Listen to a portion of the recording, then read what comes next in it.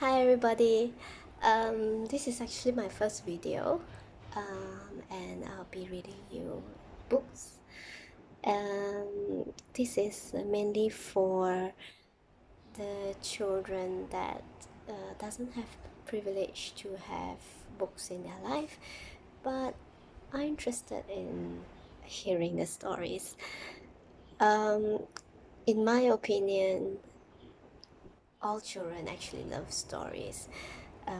I started reading for my children when they were as young as 4 months old, and currently they love books a lot. Just to share, this actually my children's reading spot. These are their book rack. And today I'll be reading to you one of their favorite books, which is the Little Miss and Little Mr. book. They're quite popular and they really love it. So these are their collection of Little Miss and Mr. book. So yeah, let's start with the reading. Sorry about that. Okay, today I'll be choosing this book, which is one of my children's favorite. It's Mr. Greedy. Do you see his big tummy? Well, you can guess what is Mr. Greedy then. Means he likes to eat. You know, he eat and eat and eat and does not control himself. He loves food too much. So, okay, let's start. I hope you're able to see the pictures. Right. Mr. Greedy liked to eat. In fact, Mr. Greedy loved to eat, and the more he ate, the fatter he became. And the trouble was, the fatter he became, the more hungry he became. And the more hungry he became, the more he ate. And the more he ate, the fatter he became. And so it went on. Mr. Greedy lived in a house that looked rather like himself. It was a roly-poly sort of house. One morning, Mr. Greedy awoke rather earlier than usual.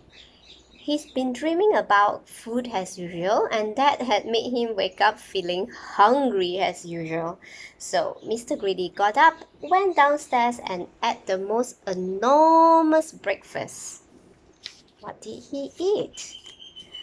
This is what Mr. Greedy had for his breakfast: toast 2 slices, cornflakes 1 packet, milk 1 bottle, sugar 1 bowlful, wow, that's a lot of sugar, toast 3 slices, eggs 3 boiled, toast 4 slices, butter 1 dish, and marmalade 1 jar. Oh, that's a lot of food. When he had finished his enormous breakfast, Mr. Greedy sat back in his chair, smiled a very satisfied smile, and thought, "That was a delicious breakfast," he thought to himself. "Now I wonder what would be nice to have for lunch."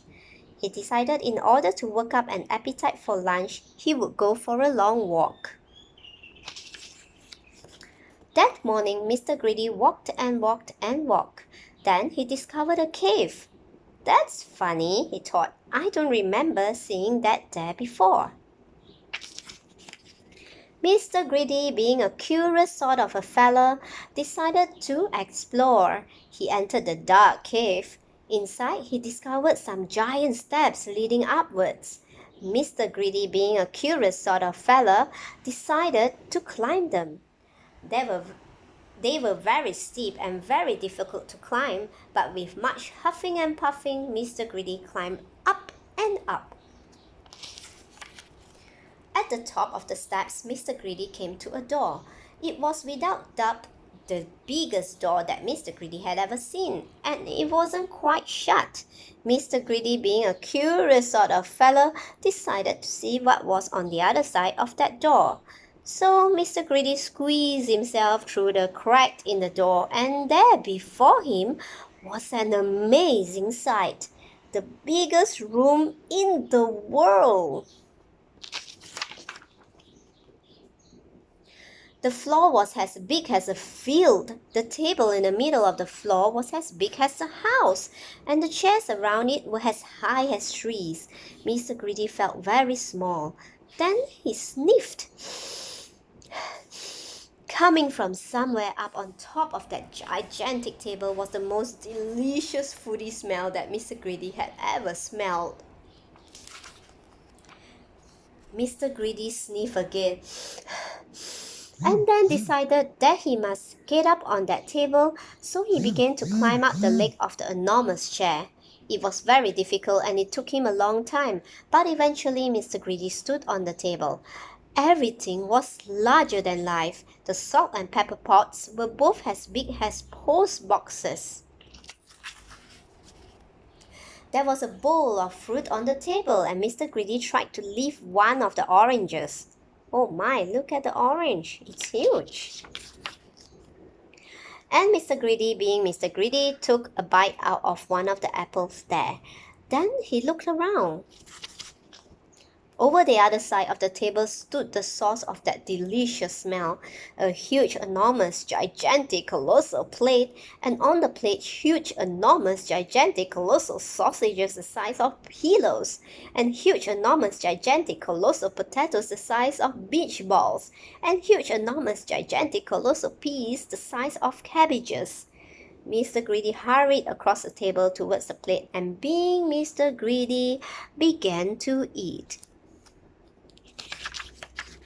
Suddenly, a shadow fell across the plate, and Mr. Greedy found himself being picked up by a giant hand and looking into the giant's eyes of a real-life giant.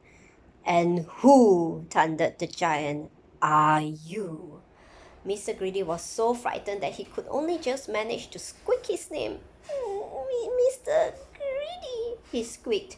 The giant laughed a laugh as loud as thunder. "Oh, greedy by name and greedy by nature," he bellowed. "Well, I think, Mr. Greedy, that you need to be taught a lesson." And what a lesson it was! The giant made Mr. Greedy eat up everything on that huge, enormous, gigantic, colossal plate. When he had finished, Mr. Greedy felt very ill indeed, as if he would burst at any minute. "Now," said the giant in a much quieter voice, "do you promise never to be greedy again?" "Oh, yes," moaned Mr. Greedy. I promise."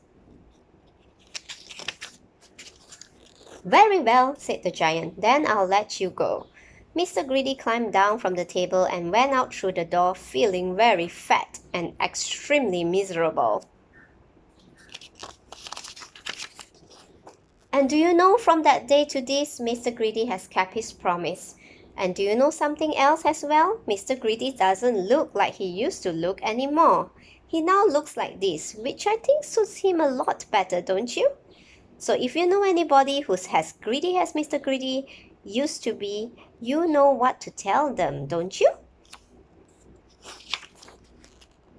Beware of giants.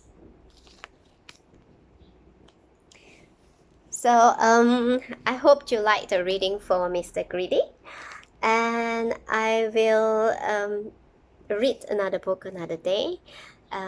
So I'll see you next time. Bye.